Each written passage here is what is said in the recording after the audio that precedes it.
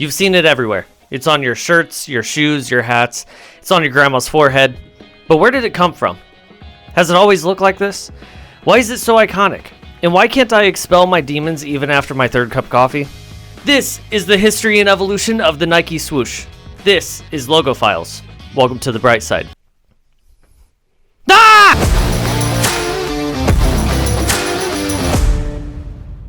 Back in the beginning of time, young famous track coach Bill Bowerman and athletic accountant Phil Knight created Nike on January 25th, 1964. But instead of Nike, their company was called Blue Ribbon Sports, and they were distributors of Japanese track shoes. While Bowerman was coaching, Knight would be selling his shoes out of the back of his car. This quickly resulted with Blue Ribbon Sports doubling its sales year after year until it had made $1.3 million in 1971. But despite hitting such a high number of sales, their bank severed ties with BRS because the company didn't have very much equity at the time. On top of that, their Japanese shoe supplier Onitsuka was secretly going behind Bowerman and Knight's backs to find a new American distributor. Eventually, Onitsuka would end up offering to break contract and buy BRS, but the boys weren't having it. So now, with no bank and no shoe supplier, Bowerman decided, screw it.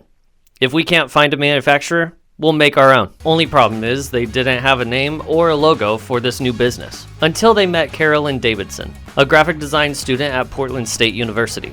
Knight told her that he needed a logo that represented movement, and thus the swoosh was created. So they had a logo, but they still didn't have a name.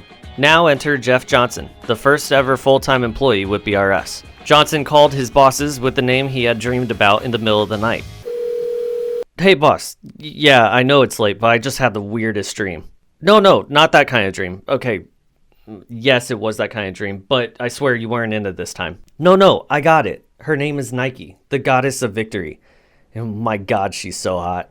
Oh, sure, I guess that could be the name of our new company. Okay, good night. I love you. Hello? And after that 100% accurate recreation, the boys finally had a name that would fit perfectly with their goals. Knight grabbed his waffle iron, stitched that sweet new swoosh on the side, and bam, the first ever Nike shoe was made. The Moon Shoe. No, it wasn't those mini trampolines that we used to strap to our feet thinking we can jump 3 times as high, but really just ended up spraining our ankles. No, this was an all-sleek, purpose-made track shoe that the boys were sure would outperform anything their Japanese rival was doing. Until Onitsuka did find out about Nike about a year later and sued the boys for breaching their non-compete. BRS then filed a countersuit claiming a breach of contract since they were sneakily trying to find a different American distributor. BRS ended up winning their legal battle in 1974, and Nike was clear to spread her wings and fly. In 1976, Nike fully absorbed Blue Ribbon Sports, and the next 50 years would be constant growth to the sports behemoth that it is today. But over those 50 years, the logo has gone through multiple evolutions.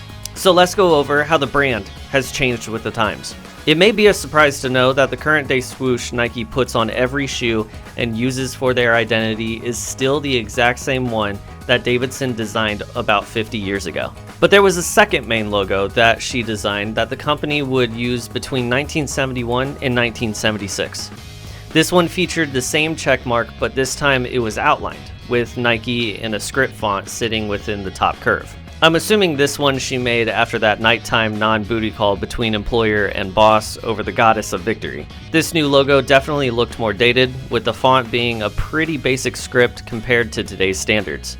But at least she rotated it just a little to make it flow a little more with the swoosh just behind it. 5 years later, the company would upgrade their logo to a more modern motion conveying one, this time with a bold sans serif font that was slightly slanted. This to me fits more with what Knight had envisioned with the logo showing movement. The foot of the E-bend into the swoosh marrying the two into one entity instead of just having the two elements float separately or clashing together like the previous logo. This logo would become Nike's main logo from 1976 to 1985. The company decided to switch it up a little from 1985 to 1995, where they took that 1976 logo, put it in a box, and inverted the colors, basically making it a negative version of its previous self. But I see this as more of a sub-version of the same logo instead of a full redesign.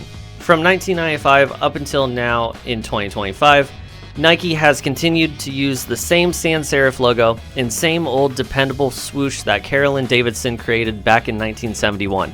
So how much was the then graphic design student paid for the now world famous logo? A whopping $35. In today's money, that would be around $273.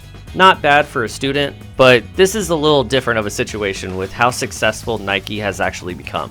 Luckily, Nike has given Davidson much more over the years than just a measly 35 buckaroos. She actually worked at Nike for a few years after graduating, and then used that experience to land some pretty sweet freelance jobs. She was even so loved and appreciated at Nike that the company threw her a personal party in 1983. Knight also once gifted Davidson a custom-made gold and diamond ring with the beloved Nike Swoosh engraved and 500 shares of the company. Combine those today, and they would both be worth a grand total of $7 million. Not too shabby at all, if you ask me.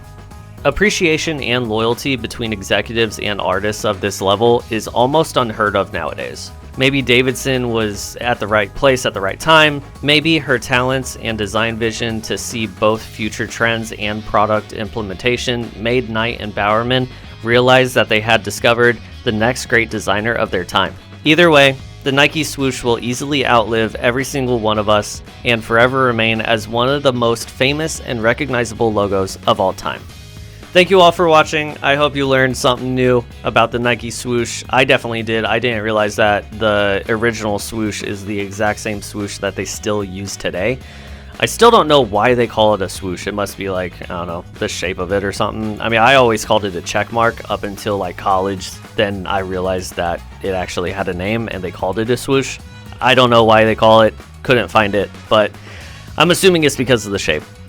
Anyways, thank you all very much for watching. Let me know which logos and companies you want me to cover next in the comments down below. Make sure to like and subscribe. That helps a lot, especially shout out to my currently 11 subscribers. But that's it for me, guys. This has been Logo Files, and see you in the next one.